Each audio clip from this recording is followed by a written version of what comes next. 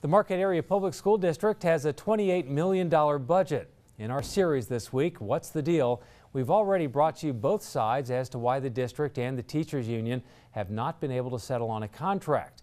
The district says they can't afford what the teachers union is asking for, but many may wonder, with that much funding, where does all the money go?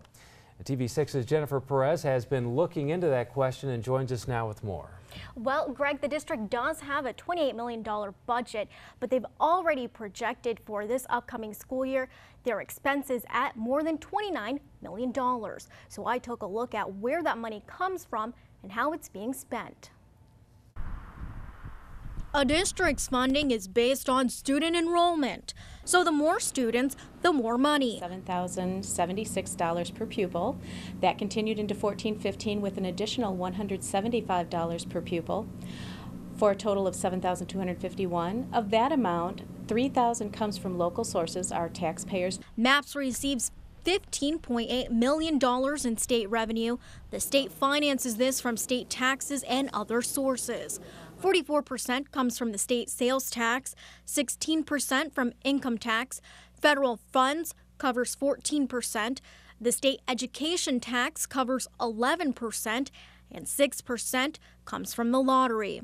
The remaining 9% is generated from other funds. For local revenues, we'll be receiving in excess of $10 million. We'll be just shy of $16 million for state. Approximately $654,000 will come from federal sources and $1.9 million from other financing sources, which includes transfers from our local MRISA.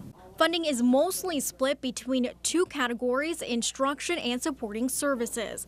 This year, $18 million will be spent on instruction, which covers teacher wages, programs, and other student needs. $11 million will be allotted for support services, which covers everything from administrative staff, maintenance, operations, and transportation. As our instructional costs go up, as our BLP rates go up, as our diesel fuel costs go up, those costs are escalating at a greater rate than the 1.6% that we're being funded by the state. Over the last decade, to offset lower funding, the district made several cuts, including to the Capital Improvements Fund. Currently, there's less than $200,000 on hand for making any building improvements and renovations. Instead of really dedicating part of our budget to make those facilities upgrades, we haven't been able to. So we're going to ask for the sinking fund on the August 5th election.